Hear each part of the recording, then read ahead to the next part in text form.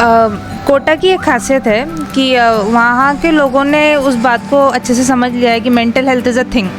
आप अपने बच्चे में बिलीव कीजिए, देखिए कि उसका क्या पैशन है, वो किस लाइन में जाना चाहता है, क्या उसके शौक़ हैं, और उस पर अपने पैशन को, अपने थॉट्स को थोपने की कोशिश न कीजिए। तो दिल्ली जाना है, MBBS 5 साल 6 साल इंटर्नशिप जितना है उतना करना है, और उसके बाद UPSC की कोचिंग करनी है, जितनी जल्दी हो सके बनना है, और एज एन ऑफिसर वापस आना है, ब्यूरोक्रेट वापस आना है। नमस्कार, न्यूज़ आप तक में आपका स्वागत है। मैं पूर्णिमा विश्वास, बढ़ते अपने खबरों की ओर। अब हम बात करेंगे ऐसे होनहार छात्रा के बारे में जिन्होंने हमारे द्वीप का नाम रोशन किया है, जिनका नाम है अपूर्वा सिंह। यह हमारे द्वीपों के लिए बड़े गर्व की बात है जो अपूर्वा सिंह ने नीट UG 2022 में 691 अंक प्राप्त किए हैं। चलिए इसी विषय में देखते हैं हमारे संवाददाता रोहित के साथ। नमस्कार, न्यूज़ अब तक में आप सभी का स्वागत है। मैं रोहित। इस वक्त हमारे साथ है Apoorva Singh ji. Island girl shines in NEET UG 2022 with 691 marks secured all India 219, और इसके लिए अंडमान निकोबार भोजपुरी समाज इन्हें धन्यवाद करता है। इन्होंने नीट क्लियर की है, नीट क्रैक की है। तो अब हम बात करते हैं अपूर्वा सिंह जी से, बताइए। सबसे पहले तो भोजपुरी समाज का बहुत शुक्रिया कि उन्होंने मुझे रिकग्नाइज़ किया मेरे अचीवमेंट को। ऑल्दो मैंने 11th-12th यहाँ से नहीं की है, लेकिन मैं यहीं की स्टूडेंट हूँ। 10th तक मैंने कारमल से पढ़ाई की है, और उसके बाद मैं कोटा शिफ्ट हो गई थी कोचिंग के लिए। वहाँ पे आइलैंड करियर इंस्टीट्यूट पे मैंने पढ़ाई की है, और उसके बाद ही मेरा ये ऐसा स्कोर आया है। सो आई एम ग्रेटफुल कि कोई रिकग्नाइज़ कर रहा है। आइलैंड की हूँ मैं, लेकिन लास्ट 2 साल से ना होके भी मुझे रिकग्निशन तो मिल रहा है। तो आपने वही इंस्टीट्यूट क्यों आपने चूज़ किया? ओरिजिनली तो मैंने मुझे पहले पता नहीं था आइलैंड के बारे में। एक्चुअली आई डोंट थिंक कि आइलैंड्स में किसी को ज़्यादा पता है आइलैंड के बारे में आज भी। मुझे उसके स्कॉलरशिप एग्ज़ाम्स होते थे, दैट्स कॉल्ड टैलेंटेक्स, उसके थ्रू पता चला। मैं 9th-10th में स्कॉलरशिप एग्ज़ाम लिखने जाती थी। अंडमान कभी सेंटर नहीं होता था, तो मैं चेन्नई जाया करती थी एक दिन के लिए, और मैंने उसके टैलेंटेक्स एग्ज़ाम्स लिखे हैं। और वो ASAT, टैलेंटेक्स, ऐसे स्कॉलरशिप एग्ज़ाम्स लिखने के बाद उन्होंने रिकग्नाइज़ किया कि मेरे पास पोटेंशियल है, तो उन्होंने मुझे स्कॉलरशिप्स दी। तो दे कॉल्ड मी कि या आप आओ, कोटा आओ, हमारे पास पढ़ो। तो तब मैं गई। I was given a scholarship of 50%, and तब जाके मैंने डिसाइड किया कि मैं मूव ऑन करूँगी टू कोटा। आप अपनी तरफ से हमारे द्वीपवासियों के लिए आप कुछ कहना चाहते हैं, और बच्चों के लिए आप कुछ कहना चाहते हैं? एक है कि अंडमान के बच्चों में पोटेंशियल बहुत है, साथ में डिसिप्लिन बहुत है। जैसे मैं राजस्थान से पढ़ के आई हूँ, तो मुझे पता है कि हमारे यहाँ के स्टूडेंट्स बहुत हम्बल हैं, बहुत ऑनेस्ट हैं वहाँ के कंपेयर में। पहले 1 साल तो मुझे एडजस्ट करने में लग गया कि वैसे एनवायरनमेंट में रहना, क्वाइट कॉम्पिटिटिव एनवायरनमेंट। अंडमान में हमको पता नहीं चलता है कॉम्पिटिशन कितना बड़ा है, लेकिन अगर बाहर निकलो तो इतना बड़ा कॉम्पिटिशन है। मैं यहाँ थी, आई वॉज स्कूल टॉपर, जहाँ भी जाती थी तो मेरा रैंक्स बढ़िया रहता था। वहाँ जाके आई वॉज नोवेयर। मतलब मेरे स्कोर अच्छे होते थे, बट स्टिल सिर्फ स्कोर होना is not the end result. Competition है, उसको फाइट करना है। मेंटल ब्रेकडाउन्स होते हैं, फिजिकल हेल्थ ब्रेक होते हैं, डिसऑर्डर्स हो जाते हैं, लेकिन सब करके भी हमको पढ़ना है, because the world is so competitive. हम इतने बड़े पॉपुलेशन में रहते हैं, हमको कुछ करना है। अगर आइलैंड के लिए कुछ करना है, खुद के लिए कुछ करना है, तो थोड़ा तो अपना भी कुछ गिव इन करना पड़ेगा। हमारे जो सेटअप है अंडमान का, बहुत इजी सेटअप है। अंडमान से बाहर निकलो तो पता है कि लोगों के पास इतना नहीं होता जितना हमें सेंट्रल गवर्नमेंट सपोर्ट करता है। हर स्टेट में उतना सपोर्ट नहीं होता, फिर भी बच्चे पढ़ रहे हैं। तो अगर वो वैसे एनवायरनमेंट में इतना अच्छा स्कोर ला सकते हैं, जब राजस्थान के एक स्टूडेंट ने AIR 1 लिया है, जब उसको स्टेट नहीं सपोर्ट करता, जब हमें अपना स्टेट सपोर्ट कर रहा है, तो हम क्यों नहीं ले सकते?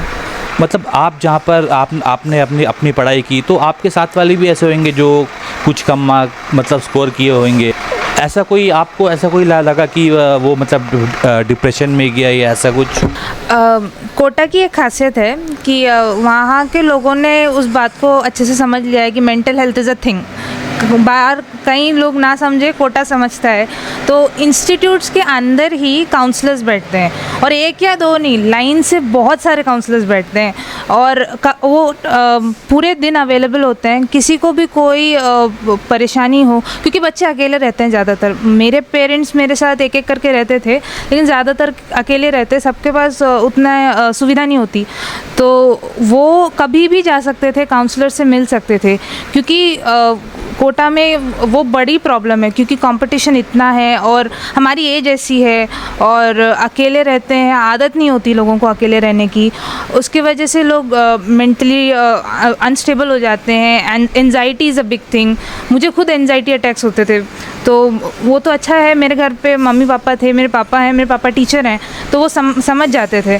लेकिन सबके पास वो नहीं होता, तो वो काउंसलर्स के पास चले जाते थे, और कई बार ऐसे भी होता था लोग डिप्रेशन में चले जाते थे, अच्छे बच्चे ज़्यादातर, क्योंकि उनको इतना अच्छा स्कोर आ रहा है, और अचानक अगर कभी किसी एग्ज़ाम में डिप आ जाए तो उनको प्रॉब्लम हो जाती थी। तो वो एक था कि काउंसलर्स थे, तो आप बस ये था कि बच्चे खुद जाए काउंसलर्स के पास, और नहीं होता था तो एक ग्रुप बनता था जिसका एक मेंटर होता था। मेंटर का काम था कि बच्चे को किसी भी तरह की परेशानी हो तो वो सीधा मेंटर को कॉल कर सकता है, वो इमोशनल हो, स्टडीज़ से लेके हो, पारिवारिक हो, चलता है सब कुछ भी वो उनसे बात कर सकते थे। तो मेंटर खुद पहचान लेता था कि किसको काउंसलिंग की ज़रूरत है, तो वो खुद ही उनको काउंसलिंग के लिए भेज देते थे। मेरे खुद के दोस्त, मैं खुद हूँ, मुझे काउंसलर के पास जाने की ज़रूरत नहीं पड़ी, लेकिन मेंटल हेल्थ ब्रेकडाउन सबको होता है, एंड इवन जो यहाँ पढ़ते होंगे उनको भी ज़रूर होता होगा, क्योंकि वो एज ही ऐसी है, हमारी एंजाइटी इतनी ज़्यादा है कि आउट ऑफ कंट्रोल चले जाती है। तो वो एक है कि अगर आपको एंजाइटी अटैक्स हो रहे हैं तो बताओ, घर वालों को बताओ, दोस्तों को बताओ।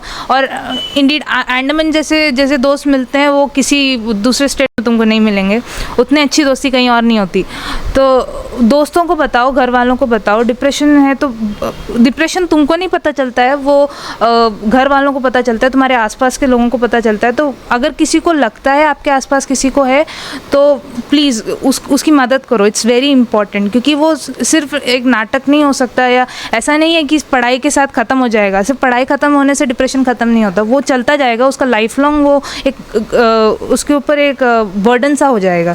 तो प्लीज़ ऐसे कोई है तो अपने आप को मदद करो, या आपके सर्कल में कोई है तो उसकी मदद करो। एक आखिरी सवाल, आपका अभी नेक्स्ट स्टेप क्या होगा आपका? नेक्स्ट स्टेप तो यही है, ऑफकोर्स मैंने नीट यूजी लिखा है तो MBBS करना है। MBBS करना है, मैंने गोल बनाया था कि मुझे दिल्ली जाना है, because Delhi is the hub of higher education. मुझे आगे UPSC करना है, तो Delhi is the hub for UPSC, like Kota is the hub for NEET UG, JEE mains and all that. तो UPSC कोचिंग के लिए दिल्ली जाना था, वो मेरा गोल था, वो मैंने अचीव कर लिया है। कॉलेज जो मिलता है वो देखेंगे, जो बेस्ट कॉलेज मिलता है वो मैं जाऊँगी। मुझे अब कोटा में रह के और अंडमान जैसी जगह में रह के मुझे कॉलेज कंपैटिबिलिटी का प्रॉब्लम तो नहीं है। वो एक बड़ी हमारे प्लस पॉइंट है कि हमारे कंपैटिबिलिटी का प्रॉब्लम नहीं है। साउथ इंडियन हो, नॉर्थ इंडियन हो, ईस्टर्न इंडियन हो, वेस्टर्न इंडियन हो या नॉन इंडियन हो, हम किसी के साथ भी एडजस्ट कर लेते हैं। तो दिल्ली जाना है, MBBS 5 साल 6 साल इंटर्नशिप जितना है उतना करना है, और उसके बाद UPSC की कोचिंग करनी है, जितनी जल्दी हो सके बनना है, और एज एन ऑफिसर वापस आना है, ब्यूरोक्रेट वापस आना है। और लोग पता नहीं सोचते होंगे कि मैं मेडिसिन की सीट वेस्ट करूंगी UPSC करके, पर नहीं, मैं सीट वेस्ट करने के लिए मेडिसिन नहीं करती, क्योंकि अगर सीट वेस्ट करना होता तो इतना मेहनत मैं करती नहीं, कोटा क्यों जाती, सिर्फ ह्यूमैनिटीज़ पढ़ लेती, मैं पढ़ लेती, सबको मालूम है पढ़ लेती। और ये मेडिसिन का बनना है, क्योंकि मेडिसिन के ब्यूरोक्रेट्स, डॉक्टर्स की बहुत कमी है ब्यूरोक्रेसी में, वो एक वैक्यूम है, उसको फिलअप करना है। अंडमान को बहुत ज़रूरत है ऐसे ब्यूरोक्रेट्स की जो समझे उस मेडिसिन के फील्ड को। स्पेशली अब तो लोगों को समझ में आ रहा है कि कोविड गया तो जो ब्यूरोक्रेट्स मेडिसिन लाइन से थे उनके वर्क्स एक्सेप्शनल है, स्पेशली अंडमान में, नॉर्थ एंड मिडिल में और निकोबार में, इवन पोर्ट ब्लेयर में। ऐसे ब्यूरोक्रेट्स जो इस फील्ड से हैं उनका वर्क एक्सेप्शनल रहा है, क्योंकि वो ब्यूरोक्रेट्स तो हैं ही, लेकिन वो ह्यूमन फैक्टर भी समझ लेते हैं, तो वो करना है। इस वक्त अब हमारे साथ है अपूर्वा सिंह जी के फादर, तो आइए हम उनसे बात करते हैं। सर, आपका नाम? दिनेश कुमार सिंह, और मैं as a teacher education department में हूँ। और जैसा कि आपने मुझसे पूछा था कि एज ए पेरेंट आप क्या कहना चाहेंगे, तो मेरा एक ही कहना होगा कि आप अपने बच्चे में बिलीव कीजिए, देखिए कि उसका क्या पैशन है, वो किस लाइन में जाना चाहता है, क्या उसके शौक़ हैं, और उस पे अपने पैशन को, अपने थॉट्स को थोपने की कोशिश ना कीजिए। उसका पैशन सर्च आउट कीजिए कि उसका क्या पैशन है, और उसी पैशन के लाइन में उसके पोटेंशियल को एक्सप्लोर कीजिए। मेरी बेटी का अपना पैशन था कि वो मेडिसिन करना चाहती थी, तो मैंने उसको ब्लॉक नहीं किया। हालांकि उसने क्लास 10th में मैथमेटिक्स में 100 आउट ऑफ 100 लिया था। तो अगर ऐसे पेरेंट मैं सोचता कि उसका मैथमेटिक्स अच्छा है, तो मैं उसको कहता कि आप इंजीनियरिंग लाइन ले लो, ज़्यादा बेटर होगा, क्योंकि मैथमेटिक्स अच्छा था। लेकिन मैंने वो नहीं सोचा, मैंने ये सोचा कि उसका अपना पैशन है कि मेडिसिन करना है, तो मैंने कहा कि गो अहेड विद दैट। और हाँ, एक चीज़ है कि अंडमान निकोबार में नीट जेई के से रिलेटेड अगर हम बात करें तो कोचिंग फैसिलिटीज़ की कमी तो है, और अगर पेरेंट्स सक्षम हैं तो एक्सप्लोर कीजिए कि क्या किया जा सकता है, बच्चों को क्या बेटर कैरियर ऑप्शन आप दे सकते हो, कोचिंग अच्छी मिल सकती तो दे दीजिए और उसका साथ दीजिए। सबसे महत्वपूर्ण ये है कि आप उसका साथ दीजिए। आप एज ए पेरेंट जितना उसका साथ दोगे, बच्चा उतना ही ज़्यादा निखरेगा और अपनी सफलताओं को ज़रूर प्राप्त करेगा। अंडमान से जुड़ी सभी छोटी बड़ी खबरें देखने के लिए हमारे अपने न्यूज़ आज तक यूट्यूब चैनल को सब्सक्राइब करें और बेल आइकॉन प्रेस करना ना भूलें। हमारा अपना न्यूज़ आज तक, अब सच देखेगा अंडमान।